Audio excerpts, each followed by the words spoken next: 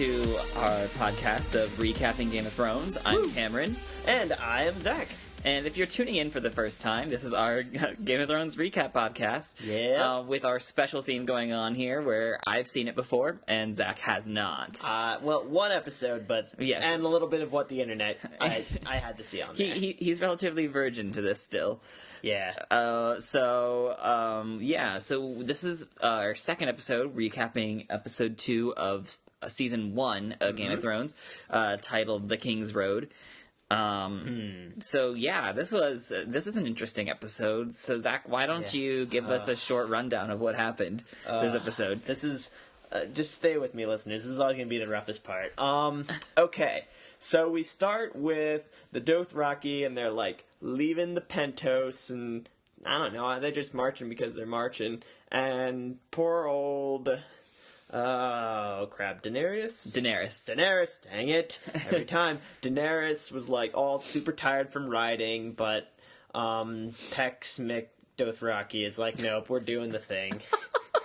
And so that kind of happens. I don't know if it, like, cuts after that, but it's important to note that, like, her brother, Venereal Disease Malfoy, I love the nicknames. I love talking to, the book dude, Jorah. Darn. Okay, I knew it started with a J. J-Books. Jorah. J-Books. And he's all like, well, sir, why are you here? And he's like, well, because I was trying to sell off poachers on my land. And it's like, oh, don't worry, my new kingdom, you'll get to do pretty much whatever you want. The same scummy smile and everything. Bleh. And so then, cut back to, good old Westeros at the Starkey Castle, and Jon Snow is like prepping himself to leave, and he talks to brother Lannister, wavy Fabio hair Lannister.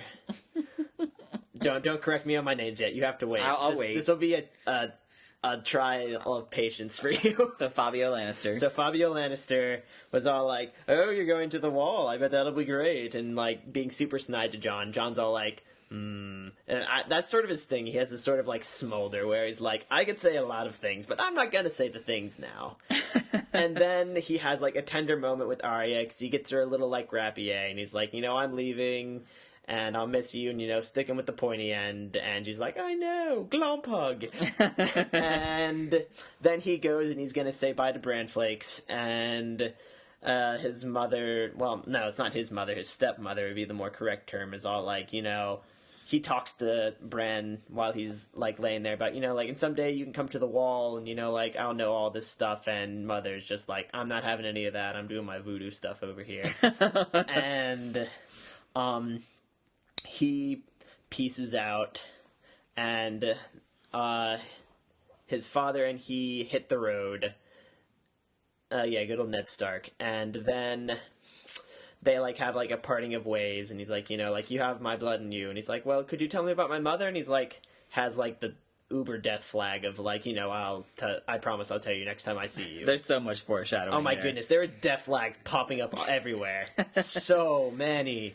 And, yep, so they part ways, and so Ned and the good King Robert are, like, having a little powwow under a tree with, like, a mini banquet, and all like, remember the good old days when we used to be able to do stuff, and, like, ladies, and yeah. Oh, yeah, and there's that one once you had, and her name was something with a W, and that was, like, Ned's mother, and Wyla, whatever, Wyverns.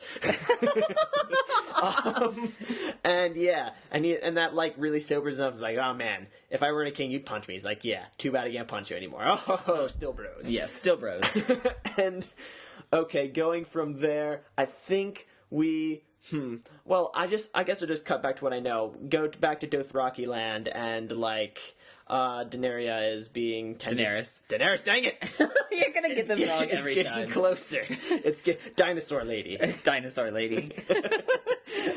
She will have the dragons. There will be dragons.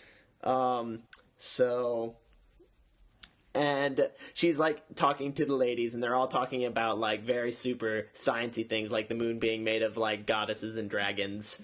And then she can tell, like, the other one speaks common a lot better than the others. Like, you know what, I like you. Let's chat about things and stuff. And she's like, oh, did you know that I worked at a pleasure house? She's like, oh, tell me more. I want to please my husband. That's basically how it went. And then they had a moment. There was definitely some fan fiction potential there.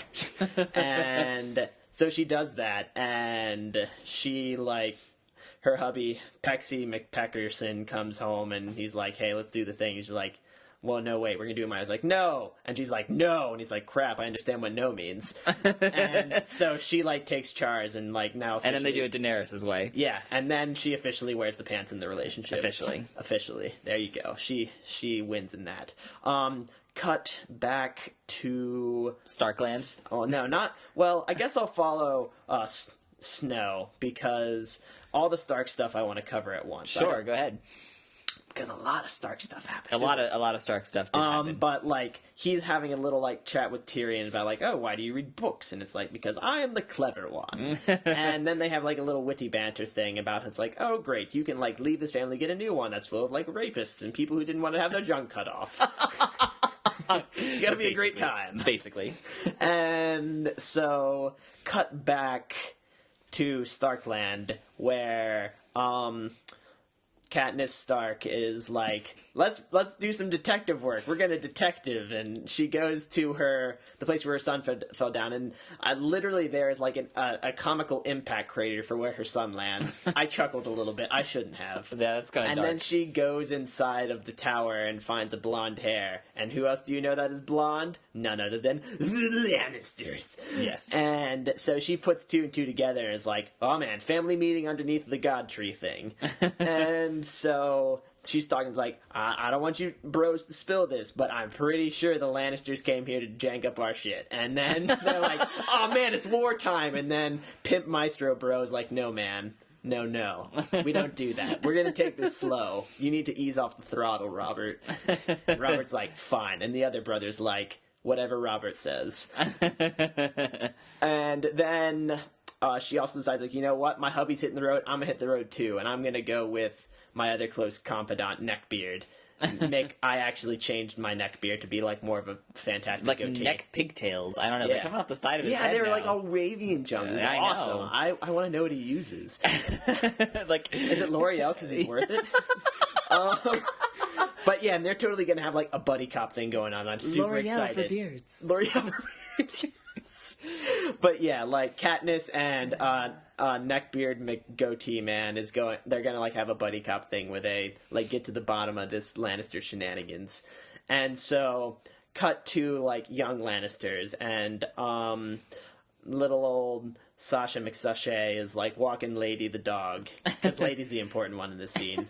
And then Hound and some other dude who has his tongue chopped out like approach her, and she's all like, I'm not good with scary things or anything at all, really. And then Joffrey's like, hey, lady. And she's like, oh my god.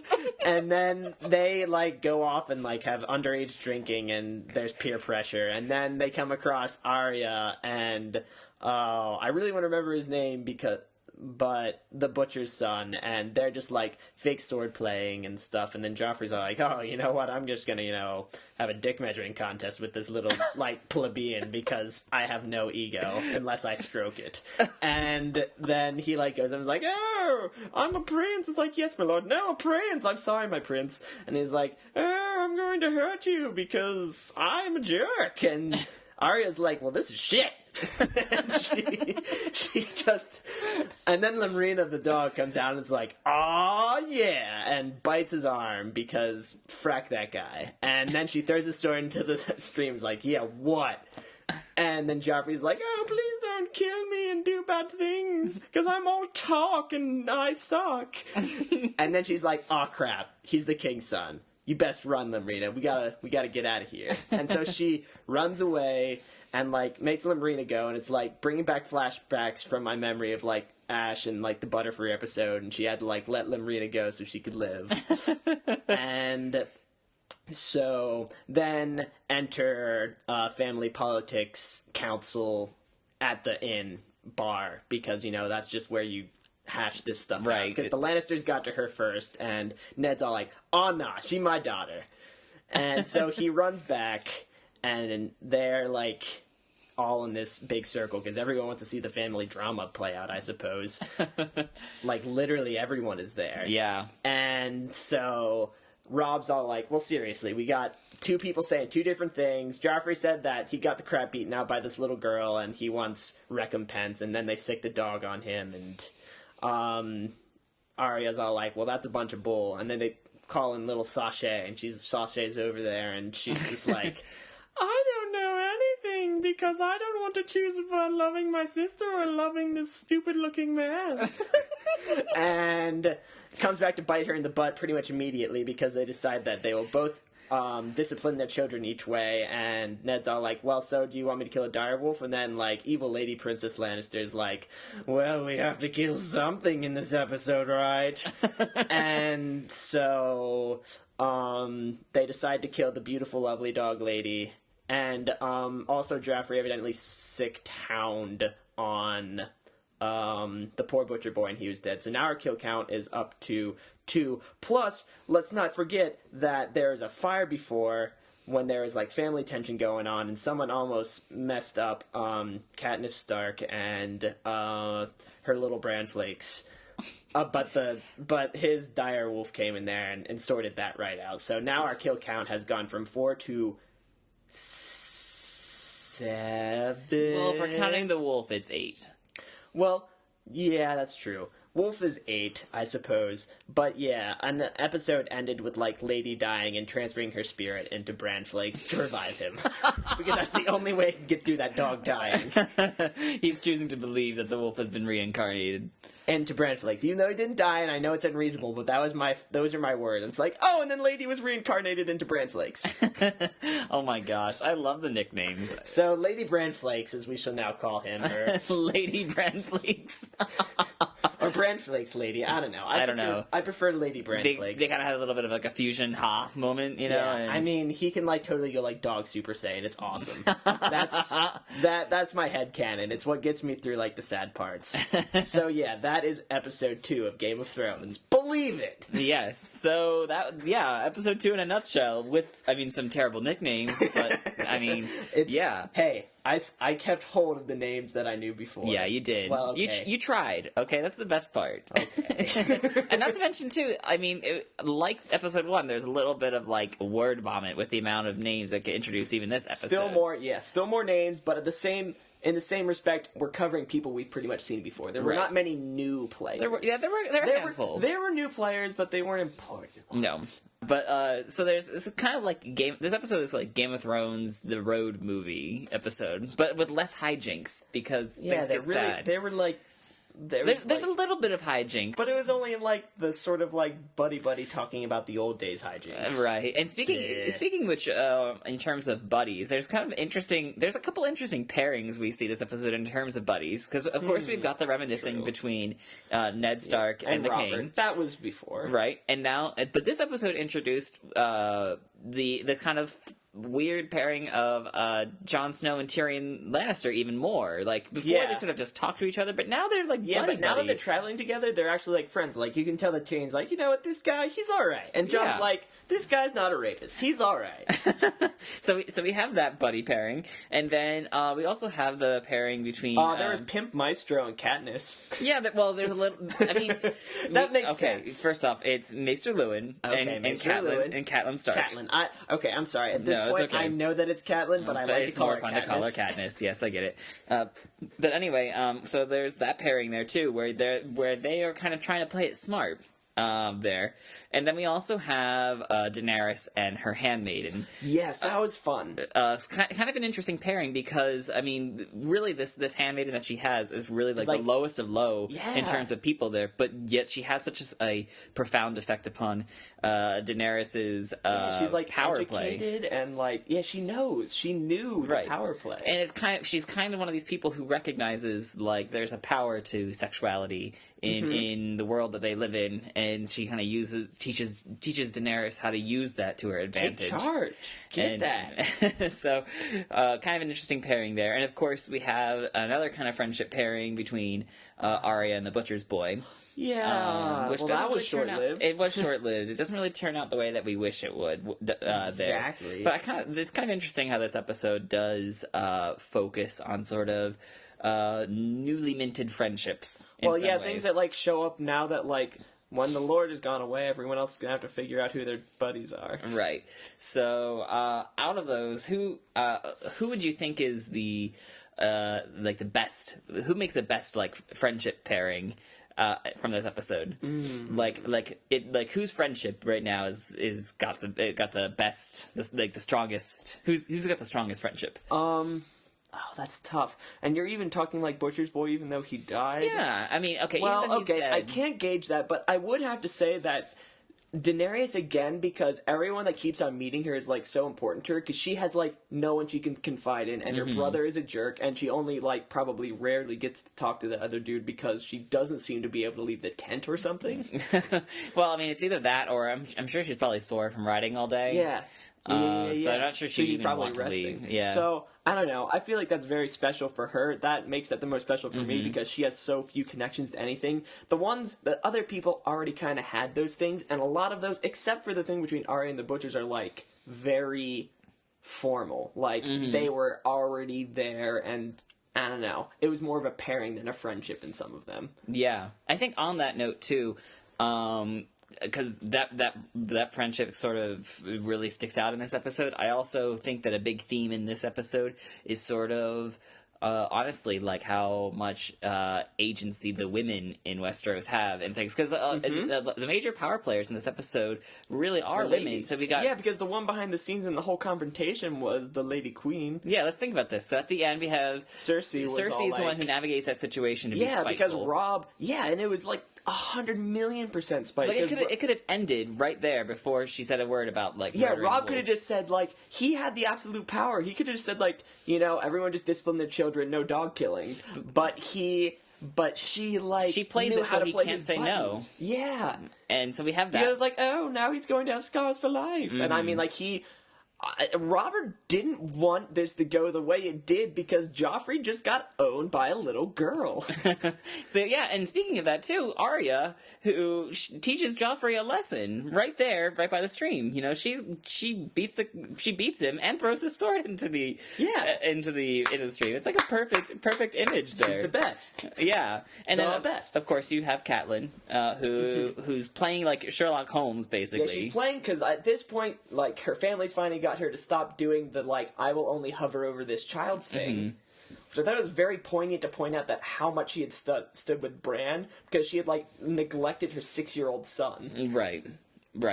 But yeah, it's interesting episodes all around. Interesting things going on here. Lots of things are starting to move. Things are like getting we're getting up to a jog plot-wise. Yeah, I would agree. I think another big thing in this episode that we have to settle right now is which direwolf was more badass. Bran's direwolf, who is named Summer. It's not talked about in the show, but his name is Summer. So Bran's direwolf that saves him, or Nymeria, which is Arya's direwolf that mauls Joffrey. So who was more badass? The BA one would be the one. It would probably be Summer, just because like he definitely did like the whole protect and kill. Marina was doing like what she had to do. What is like poignant about what she did is she didn't go to kill Joffrey. She just went to stop the thing that was going to hurt. You can tell that more training has been put into Arya's dog. But I think you would still say Summer, even though like Nymeria gives us that like wish fulfillment of giving Joffrey. I know, like that's the thing. That's what gives me most of the points for that, because like I cheered a lot.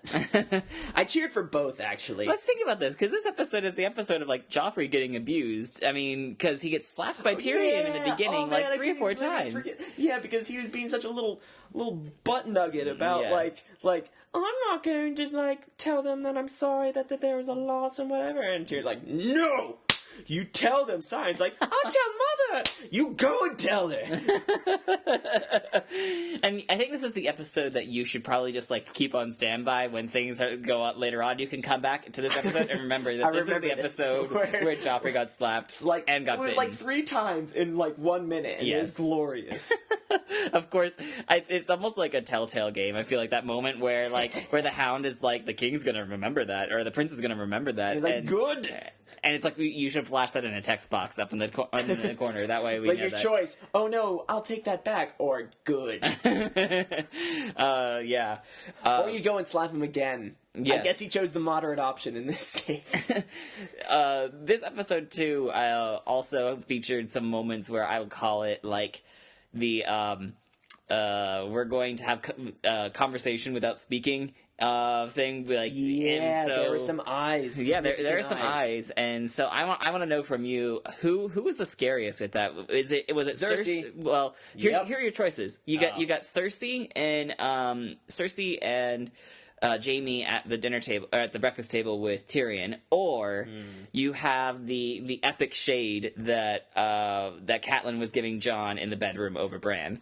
That one actually trumps the other one, because we kind of, like, this solidifies that Cersei's, like, a power player. Yes. But, like, the fact that Catelyn, like, lashed out so much at Jon, I think my jaw dropped a little bit. It was just sort of like, what? Oh, okay. Well then, okay. It's tough, because you kind of you really understand what she's saying when she's you rode away. It's understandable, but at the same time, it was like, I don't know. It caught me by surprise, which is why that takes it. I was not surprised by Cersei and what she did. Yes. I was more like, Rob, come on, the pants. No, you gave her the pants. So yeah, I agree. It's an unexpected moment for Catelyn, but you get it when she says, like, hey, like, Ned, you rode away and came back with this kid, and now you're going away again. And this is a tough time for me, because you're riding away, and our son could be potentially dying here. Yeah. And you're abandoning me, and this is tough. Yeah. And he knew how tough it was going to be, but I think his line was, like, it's he doesn't not really something have a you want choice. to do, it's something you must do. Right. Yeah. Which I think is another big theme that this episode is sort of building up to, that the idea a lot of people are doing things they don't want to right now. Right, and it's either a matter of integrity in the case of Ned or it's a case of, like, physical inability in the case of Daenerys. Oh yeah, and I can't believe we read the breakfast thing where, like, Tyrion almost seemed like he was threatening Fabio. Yes, a little bit. New revelations too this episode in terms of the lore being uncovered. Definitely knows. Oh yeah, he definitely knows. But this is the first episode that refers to the moment of Jaime killing the former king. Yeah. What did you make of that? That was it, and it's funny because it's such a throwaway. Like, if I hadn't paid attention, I wouldn't have caught that. And I don't know. It's interesting because then you think how people, like, perceive him. Like, he's in, like, that's the thing. That's what brings a lot more validity to the Xerxes thing, is, like, you should be the hand because he's the one who took down, evidently they referred to him as the Mad King. I don't know the situation behind the king, and I don't want you to tell me until it's, like, brought to light by other people. But yeah, he cut down the other king, and everyone let it slide. Just based off of your already limited knowledge of what this world is like, what do you think it would take to be called, like, be known, to go down in history as the Mad King? Like, what do you think you would have to do to getting that title in Westeros? I don't know. My guess is that, like, he usurped the old king, and he must have, like, kept some, like, weird things. Yeah, because the whatever venereal disease Malfoy and Daenerys. Dang it! You're gonna just keep getting that wrong. I swear to God, I'll get it tattooed on me. Daenerys, never forget. Oh, please don't let her die. Oh, the death flags. But I don't know. I feel like it's one of those things where it's like a king that overtook, and people are like, okay, cool, yeah, good job. But then he just, like, never stopped the sort of killings and, like, bad dealings he probably had to do to get there. Like, he was probably, like, war hungry and stuff, or, like, addled on something, or power. Just straight up power would make the most sense. Because there seemed to have been a lot of wars all up until he was, like, dethroned, and now the world is generally peaceful. Generally. Or from what I can see from my perception. Don't know if I'm right or not, but that's kind of my thing. Well, I mean, there's clearly some level of peace since Ned hasn't had to leave Winterfell until now. Yeah, exactly. And I mean, the only real significant death has been the death of the Hand due to shady business. It wasn't like a battle. He wasn't sent to somewhere. It was most definitely shady business. So on with that, then let's go with our weekly questions that we have here. So Okay. You already talked about the shady business with the death of John Arryn, which leads me to the question of who played the game best this week. Well, now that I have more information, the Lannisters are definitely playing the game. Mm-hmm. They are, like... all the hints in the first episode weren't really so much hints so much as they're gunning for it and they're trying to do it the best they can. Okay. I say that I don't know, they seem to have the connections, they seem to have the means to do things. So if you had to award it to one particular Lannister, who would you award it to? Like, who would have the crown right now based upon their raw skill of playing the game? Well, the thing with it is I guess I'm giving it to the brother, but I know that there's definitely some sister stuff behind the strings, but his position, where he stands for usurping, like, the Mad King and just being a great warrior all to himself, and the standing that the Lannister house seems to have, like...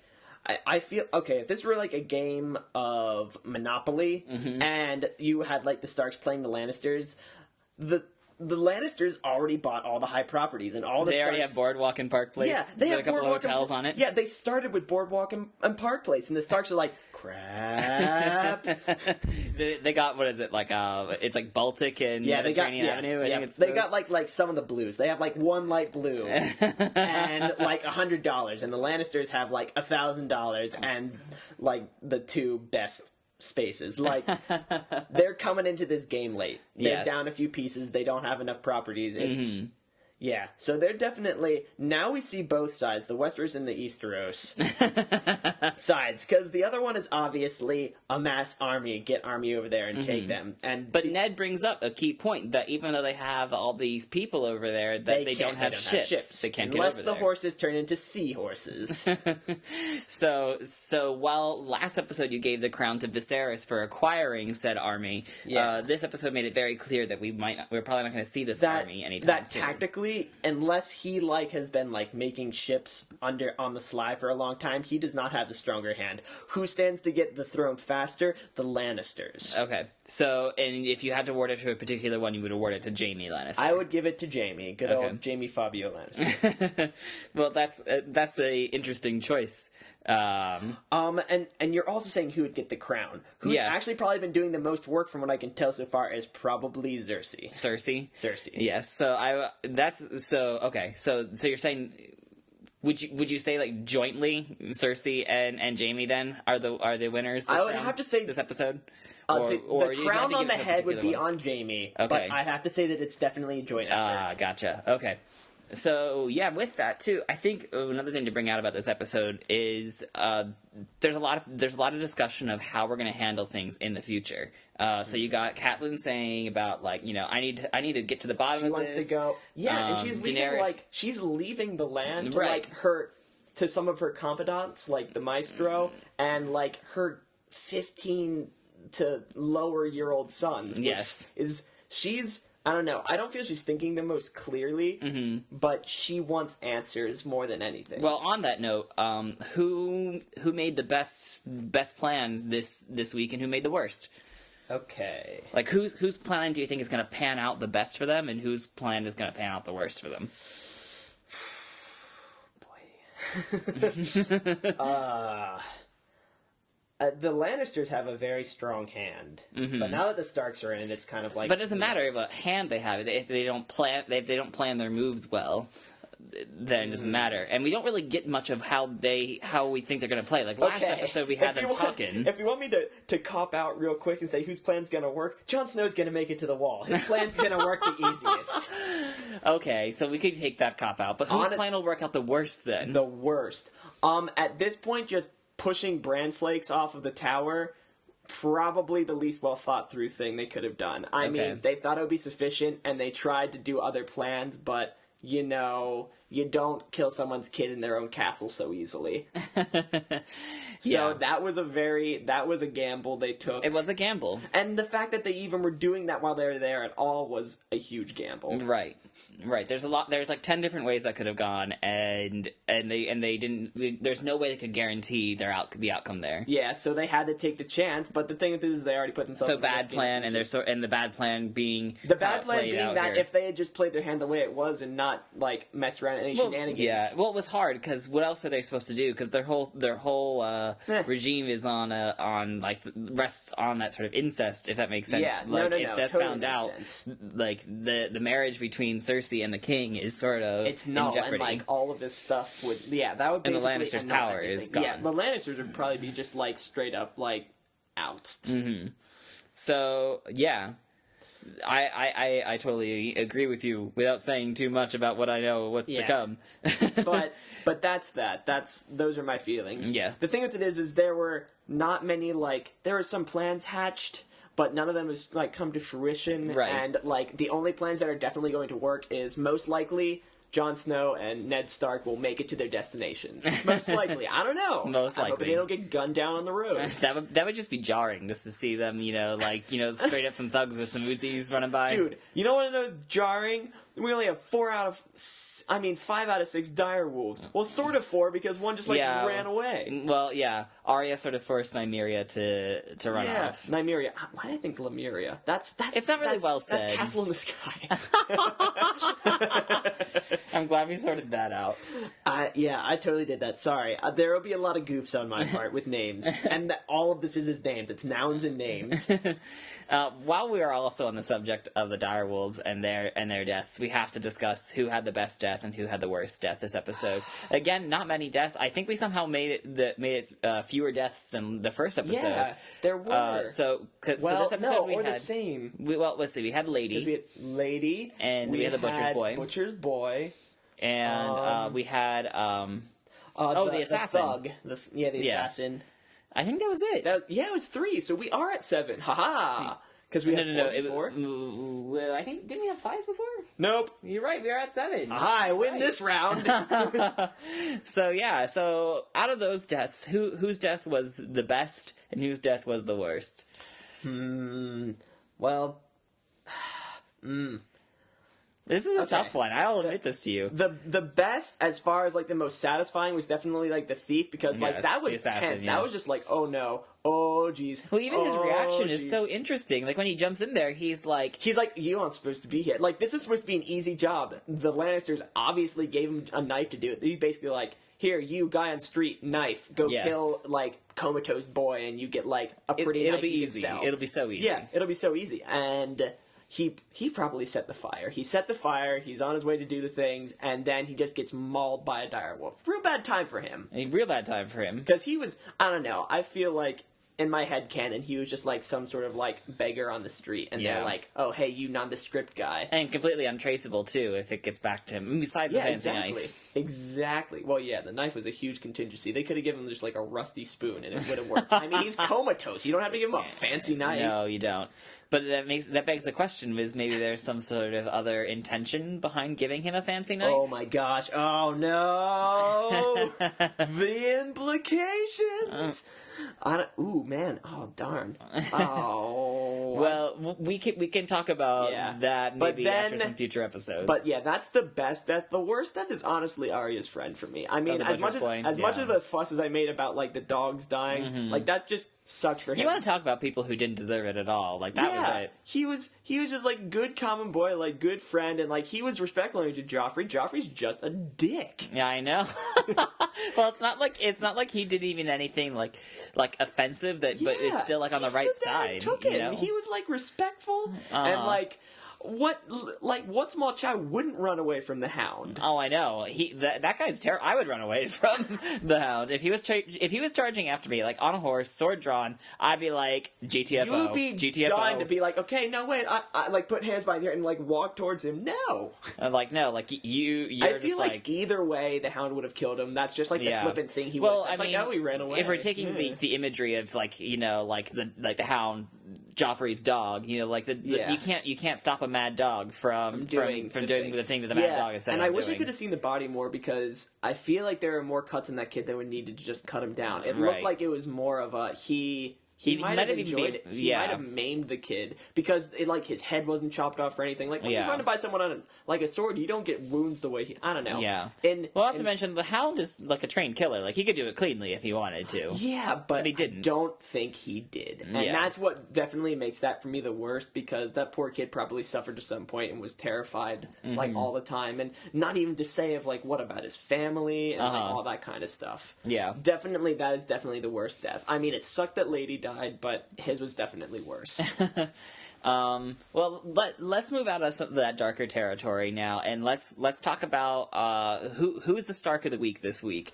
We have a lot of Starks doing a lot of things this episode. Yeah. So it's still Arya. She had the brightest moments in this dark time, and she stuck it to Joffrey. That's true, and she wasn't as conflicted about what she was doing as Catelyn was doing. Yeah, I mean, like, the other Starks were either like starting to build character, or were kind of like breaking down as characters. Because I mean, Sansa's all like, wait, I screwed up. I know. She's sort of recognizing the folly already of her girlish love for Joffrey. But she's not going to stop because she's stupid. Well, I mean, maybe. I don't know. I liken it to, like, girls putting One Direction posters in their rooms. He's the prince. Like, my God, the prince. Like, what little girl in Westeros wouldn't want the opportunity that she has? Yeah, to be the queen. Not knowing what Joffrey is. And what Joffrey is. Jerk. Yeah. And there's a certain aspect of, like, she's raised with all those old, like, tales of knights and ladies and courtly things and whatnot. So, in her headcanon, there's romance to it. Fair enough. In her headcanon, what she did up to a certain point was okay, but I feel that it's good that you got to see Joffrey being terrible. It's kind of interesting, too, because you can tell, like, there's she gets it. She does get it. It's like she doesn't want to be in too deep, and she knows when is too deep. So, for instance, like, you see it when she meets Sir Ilyn for the first time. She's like, "Whoa, this is scary. I don't want to go any further this way." And as soon as Joffrey shows up, it kind of pulls her back to her comfortable zone, and she's like, like, I'm okay with this now." Yeah. And she's okay with this whole, like, oh, I'm gonna go drink wine with Joffrey. And I mean, it was just a fun walk. It would have gone off without a hitch. I mean, otherwise. Honestly, if they never, like, if they were just walking out in the woods and nothing ever, like,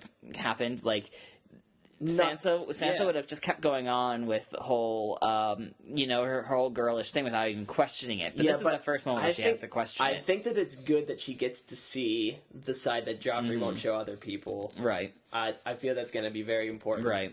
So I hope she will do the right thing and kick him in the balls. And of course, we can't really quite give it to Eddard yet, to Ned, because he's still trying to figure it out where his place is going to fit. Yeah, and that's the thing. He was not here when all of the Lannister things were, like, going down. Right. So he's got a lot on his plate already, because he's got to be there. And that's not going to be his first concern. He's not going to think to internal intrigue. He's going to be like, crap, I got to do the thing, and I just got to make sure the king's okay. Yes, and you just wait until we see how this plays out. Man. So I hope Neckbeard and Catelyn get there. So I have one more question before we get to our final question, which you already know that what that one is. But my question is, with this episode making it clear that we're sort of on the road to our next destination, and King's Landing is up ahead. Yeah. So what do you anticipate there? What is Ned and everybody have in store there when they reach King's Landing? What do you think is in store for Ned at King's Landing? Goodness, he's gonna get nailed with a ton of responsibility, and my dollars to donuts, the Lannisters are going to go there, and they're going to try and make it as hard for him as possible. They're just going to do, like, the passive-aggressive things, like, haha, I gave you water instead of wine. Bet it sucks to be you. I mean, obviously the shenanigans will be, like, that won't be shenanigans. It'll be, like, legitimately, like, terrible things. There's going to be a lot more of the, like, Jaime and Ned sort of face-off thing when the Lannisters get back to there. I mean, I'm glad he's getting there before them, so he will get a chance to catch his breath. But never mind. I mean, I was gonna say I'm not sure what Catelyn's intention was, to whether she was going to follow him on the road. Yeah, well, remember, she says that she has to go by herself, basically, because she can't draw attention. So she's going to see him, Ned. Right. Because she has to let it, because think about this, Ned doesn't know about the attempted assassination. Yeah, the contingency is she doesn't even want anything on paper. She wants to tell him directly, so no one, absolutely no one but her and like her very close family because basically know. She knows, like, someone tried to murder her. If this would get out to somewhere else, everyone in their family would be dead. Dead. Just think for a second, too, about how like paranoid she got the moment she saw her sister's letter about John Arryn, the former Hand. Exactly. So this is like, and that's what gives her a little bit more justice to, like, rolling out. It wasn't just her son, it was the fact that her sister had said, like, there's some shady business, and as soon as she's like, holy crap, it could be the Lannisters, and they, like, are going to be right next to my husband. I need to get there. Okay, so this brings us to the last question. On a scale of 1 to 10, how hopeful are you? Poop. I'm literally a 50-50. Like, I want to be hopeful for Ned and that he can, like, get his, being a hand legs before the Lannisters can come in. And they're obviously going to just screw with him. Like, at this point, the thing with it is their, like, perfect plans have been upset, and they now know. Well, they don't necessarily even know how bad of a position they are, because they don't think the Starks suspect them, but I feel like they're the type to be like, we need to even take out threats before. And they're still gunning for the throne, so Ned wouldn't be safe, even if any of the other shenaniganry had happened. I mean, at least it would have been more of a slow burn, but right now, I feel like they're going for it. Well, then you also have Daenerys, too. I think it's kind of a victory, what she has in this episode. So Yeah, does that give you any hope? I mean, the thing with it is with these two sides, they're opposed. For every victory one has, the other one's going to suffer for it. Because the more strong that Daenerys and, like, all of them get, the more people are going to die over in Westeros. Yes, that's true, but, well, maybe not necessarily true. I mean, and that's the thing. I don't know how long-burn their plan is, or if they've even thought through how they're going to get over there, or if they're going to try and get more allies, or if there's some other, like, important plot noun thing. And yet you can't help but rooting for her too, even when she's sort of opposed to everybody else over there. And I feel like she's especially one to root for because she's, like, very, like, her big thing's like, I wish I could go home, but I really can't. I mean, it's someone that you would sympathize with, because not everyone in the conflict was, like, trying to kill it. She was just, like, a victim because everyone else was doing stuff. She didn't have a say in what was happening. Yes. So, scale of 1 to 10. I am still at a 5. Like, all things considered, like, I'm really hoping things can go better, but I know that next episode things are gonna...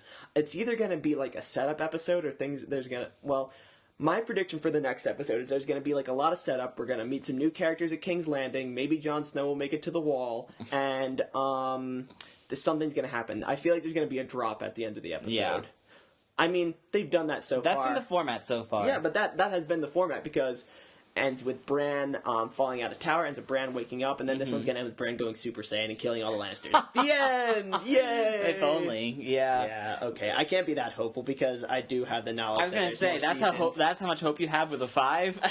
No, that was a joke. Yes. In realistic hope, I am at a 5. Yeah. Because things could go a lot of different ways. Things did get a little bit darker this episode. Real quick.